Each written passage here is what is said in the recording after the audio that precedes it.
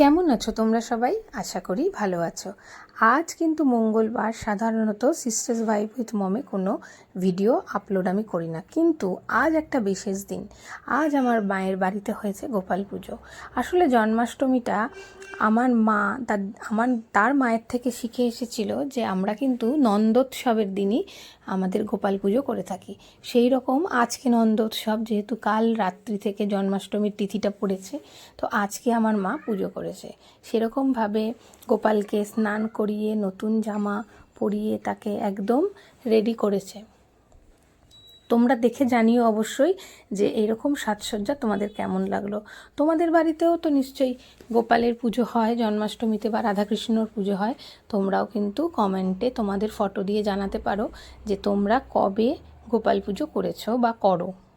আমার মা দিদাকে দেখে শিখেছে। যেহেতু আমরা চাকরি করি, সেই জন্য এইরকমভাবে এত নিষ্ঠা ভরে এত সময় ধরে তো গোপাল পূজা করা সম্ভব না। তাই আমার মায়ের বাড়িতে যে পুজোটা হয় সেটারই আমি ছবি এখানে আপলোড করছি বা ভিডিও আপলোড করছি। এই যে দেখো রাধাকৃষ্ণ, তারাও কি সুন্দর নতুন জামা পরেছে, নতুন গয়না দিয়ে সেজেছে। আর মায়ের যে বড় গোপাল, সেও যেমন সেজেছে মায়ের ছোট গোপাল। আর এই যে নীল পাগড়ি পরা, এটা মায়ের ছোট গোপাল। আর তার পাশে যে আছে সে হলো আমার বোনের বাড়ির গোপাল, কারণ বোনও এখনও অবধি জন্মাষ্টমী নিজের বাড়িতে করে উঠতে পারেনি।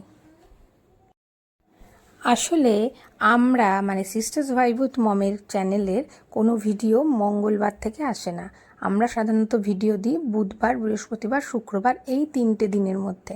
কিন্তু আজ যেহেতু একটা বিশেষ দিন, তাই জন্য আমি ভাবলাম যে আজকের ব্লগটা অবশ্যই এই আমার গোপাল ঠাকুরকেই ডেডিকেট করা থাক। আর তার যে সাজসজ্জার বা তাকে যে এই এত সুন্দর করে মা রেডি করে তাকে নতুন জামা, মালা সমস্ত কিছু দিয়ে রেডি করেছে, সেইটা আমার ইউটিউবের ভিডিও চ্যানেলে থেকে যাক আজীবন। কারণ আমাদের কাছে এই ছোট ছোট মুহূর্তগুলোই কিন্তু পরবর্তীকালে মনে করাবে, আর আমরাও ভালো থাকার রসদ খুঁজে পাবো। কি বলো তোমরা? আমি ঠিক বলছি তো? তো তোমরাও কিন্তু গোপাল পুজোর ফটো দিয়ে অবশ্যই জানিও যে তোমাদের গোপালকেও তোমরা কেমন সাজালে।